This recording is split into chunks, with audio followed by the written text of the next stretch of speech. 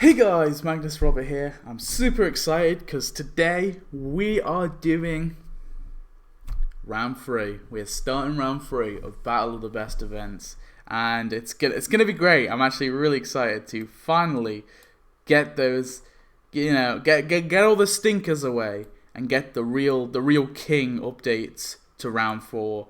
I think it's going to be good anyway. So we are starting today. We are starting round 3 off with Tap Ball versus Treehouse of Horror XXIII, which is of course 2012. So the very first ever update we got versus Tap Ball. So this is an interesting one. I mean, the first ever update versus Tap Ball, arguably the best update to incorporate costumes. So this will be awesome. Let's have a look. So first, there are 5 points to be won, as you know. First point, structure and theme. Second point, characters and costumes. Third point, buildings and building skins. Fourth point is decorations. And fifth and final point is my general overall thoughts as of today on reflection. Now, there is one thing that needs to be noted. I didn't play 2012 Halloween. That was the one update that I never played. It's the only update in Tapped Out's history that I didn't play, apart from also, actually, yeah, I think there was a Thanksgiving update. Was there a Thanksgiving update? Yeah, I think there was a Thanksgiving update I missed too. But apart from that, I played every single update, and there's a few episode tie-ins I missed.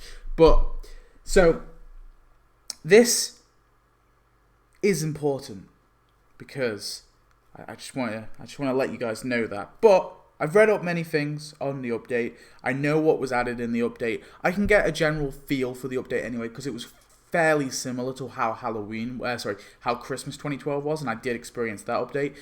And also, I've just heard many people's opinions on it, so I think I've got a decent enough grasp on it. So let's start off with the first point, which is structure and theme. So of course, we have to start off with Treehouse of Horror 2012. So this update there was a lot of freedom in this update, because most of the prizes that you got were just purchased through earning candy. So you would send various characters to do certain tasks, and then you would earn candy, and then you could buy what you want.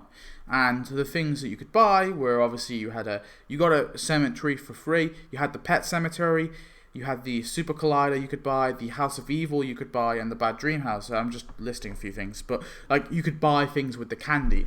And then there was also donut items. There was a lot of stuff that was added to the store that you could buy for cash. There was obviously the Mayan calendar thing they added. So there was this Mayan calendar. You had to put it together, and once you put it together, you unlocked a new character. So that was a cool little tie-in for I think the recent episode that came out, and it was a cool character that was incorporated into the update. Lots of great interactive stuff in this one, but also a lot of freedom. So I like a lot of the aspect of this. Like I said, it's very similar to Christmas 2012, where you just do what you want. So if you want to save up and get the Bad Dream House, and you're not bothered, you're not arsed with getting the Pet Cemetery and the Super Collider, you just want that Bad Dream House, then you can do that. You can just earn for that and then get that instead. And then maybe later you get the rest of the stuff. So, like I said, a lot of freedom. I do like this aspect. I kind of wish they gave us an update maybe sometime in the future where we just had this, like, ultra freedom. Like, there was just loads of stuff in the store, and we could just earn the event currency and then buy that thing. I think that would be so awesome to see. But yeah, that's the update. So what about Tap Ball? So of course, Tap Ball was our classic 3-act structure, where of course we had 3 acts, boom boom boom, that was split up. There was crafting, so you could craft certain items and get certain decorations and stuff. The craftings obviously had different stages, but you could earn like different decorations mostly through crafting. We of course had the stadiums that you could build up, and you could upgrade from like a clay to like a gold stadium. We of course had the little Versi thingy, I don't know what you call it though, where you basically send your different characters to characters to basically earn the event currency. Lots of interaction basically in this update. It was very engaging. The theme, completely forgot about talk about theme. Obviously Halloween's Halloween, but the theme of this one was sporting, which is a very solid theme, and I think they tied in a lot of awesome characters, costumes, and buildings into this update in a very competent way. And the update's theme was was brilliant. I think this is possibly one of the best themes they've done. It's so simple but so effective, and the way they executed it was just brilliant. So, which one gets the point for structure and theme? It's tricky because I love the freedom. This Tap Ball was very restrictive, right? You have to, I mean, yeah, you don't have to get the crafting stuff, but, you know, if you want the characters, you have to earn and, you know, make your way through all the stuff. Whereas Treehouse of Horror had a lot of freedom, which I do like. However, I just think there was a lot more to do in Tap Ball. As much as this is awesome and the freedom in this update was brilliant, I think the fact that there was so much more there was more experience to gain from the Tap Ball update is the main reason why I'm going to amplify it, plus that theme, plus the minigame. So, yeah, Tap Ball goes through to the next round. Well, so far. Anyway, we will do characters. So, next point is for characters. So, we'll start off with, of course, Treehouse of Horror. So, what characters did we get? So, we got the zombies and the pet zombies. Now, they were actually added later, so I can't really include them, but they were like little NPCs that would walk around. So, I can't really include them because they were actually added in a later update, but yeah, oops, oh well. So, the first character, first actual character, was the Mayan God. The Mayan God was a little NPC that you got from obviously completing that calendar, so yeah, I would say he's good. I think if he were to be added today, I would expect him to be a full playable character. But obviously, because it was added back then, it was a bit tricky. They were still working out things like what would normally be a character, what would be a costume. So I'm going to reluctantly, but I will give a point anyway to the Mayan God. Mayan Homer, I think, although not amazingly interesting, I think he's a good costume still. The Talking Krusty Doll is a great NPC, as well as the Raven. I love both of them. Devil Flanders is an amazing costume, so that gets a huge point. Kang is a great character. I could give 2, of which Marge I'll give a point to as well. So that's 7 points basically. If it comes down to a tie, then I basically just base on quality, but I'm tempted to give 2 points for Kang. Just keep that in mind. I'm tempted. Alright, let's do Tap Ball. Oh, yeah, that was all the characters, yeah, and costumes. So Tap Ball, of course, was mostly costumes. There wasn't tons of characters we got, but there were a few, and 2 of them were, of course, Ferocious D and Springy, which both get a point. Skins, we had Jockey Bart. I'm not a massive fan of Jockey Bart. It's okay. I'm tempted to give it a point. I'll give it a point. Kung Fu comic book guy is a bit for me. And Tennis Marge, I mean, yeah, I'm not gonna. I'll give a point for Tennis Marge. I don't know. Comic book guy, I'm not gonna give 1 to though. I'm a little iffy on the costume. It's all right, but I don't. It's partially because I just don't remember it very well.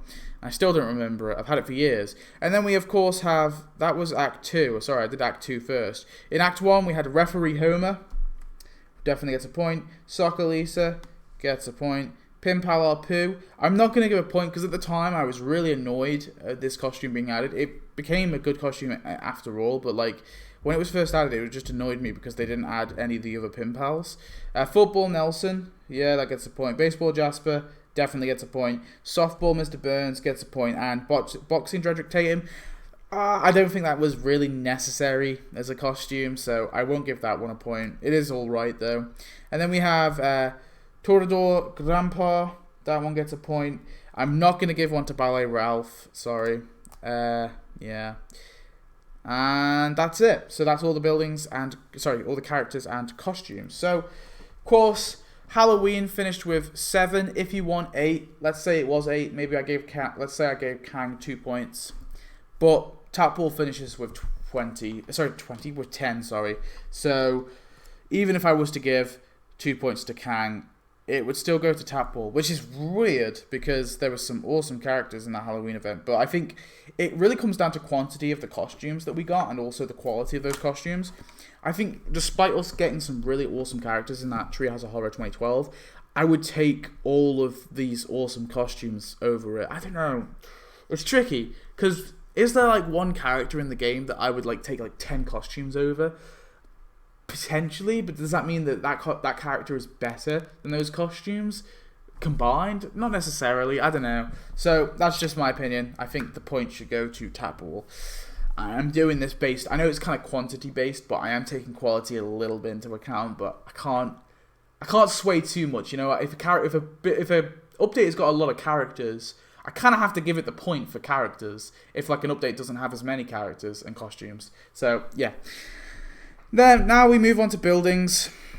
So let's start off with Treehouse of Horror 2012. Can it still come back? There is still a chance that it can win. So we have the Springfield Cemetery, which I adore. It's such a good. I love the Springfield Cemetery and the Pet Cemetery. Both of them get points. Super Collider is awesome. House of Evil is awesome. The Bad Dream House is awesome.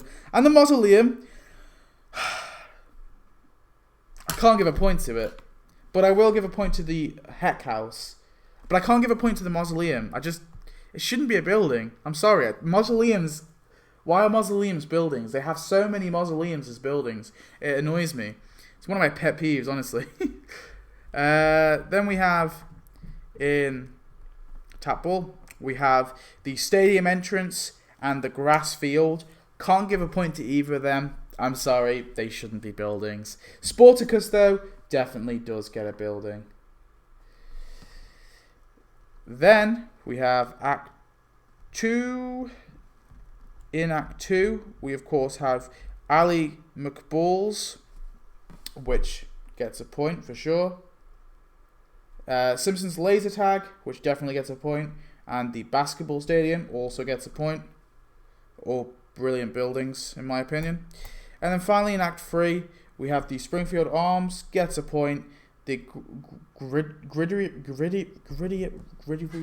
that one. That one gets a point.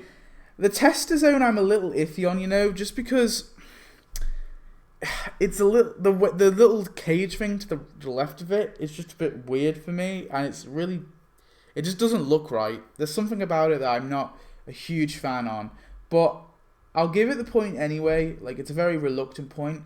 I'm not going to give any points for the stadium skins, just because I don't think the stadium's a good building. So narrowly, very narrowly, the winner is Tapball by one extra point. So I gave obviously 6 points to Treehouse of Horror, and narrowly I'm giving this one 7 points. So that means that Tapball has to, unfortunately, goes through to the it goes through to the next round. Yeah, it's awesome. I think it's tricky because partially the issue with 2012, and I'm actually surprised it got this far, to be fair, is although, yeah, it's the first ever update and it has a lot of great stuff in it, a lot of very prominent show stuff, there's just not much there, and there's not much to it. It's a very, like, bare bones of an event. It's got everything there, but it's not the same, you know, it's not as engaging, and I think that's the difficult reason why, like, that's the reason why it couldn't go through, and it wasn't gonna make it to the semi-finales or anything like that. It just wasn't gonna get any further. But I'm actually very surprised that it got this far, and I think good on that event, good on it. In terms of decorations, I would have also given the point to Tapball, and in terms of overall feel, I also would have given the point to Tapball. Sorry, 2012. It's a real shame, but it was just absolutely smoked. But there you go. Tapball goes through to the next round. So tune in next week, where we will be looking at the next round of Next week, round 3, Simpsons Christmas Special versus Terwilligers. Simpsons Christmas Special has been all the way since round 1, so it's fought hard. So it's gotta make it through, right? I think this is maybe the older of the event. The more recent of the events that's come through. Surely, it's one of the most recent ones, anyway, if not the most recent one. But yeah, it'll be interesting. Tapball, of course, is the very first thing to get to round 4, meaning that it is up for a shot for getting into the semi-finales. We'll have to see which one wins. I don't know. This is really interesting. I've only really just started really looking at some of these verses. Superheroes, Simpsons Christmas. Oh, okay. Alright, well, I'll see you next video. Thanks for watching. Goodbye.